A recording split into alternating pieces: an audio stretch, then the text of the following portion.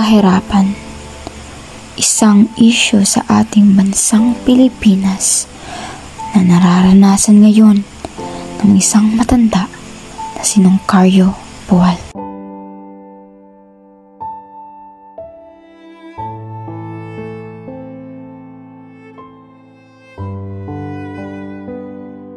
Pumunta kami ng aking mga kasamahan sa eskwela sa lugar kung saan nakatira si Nongkaryo upang siya ay interviewin at upang makapagbigay kami ng kakaunting tulong para sa kanya.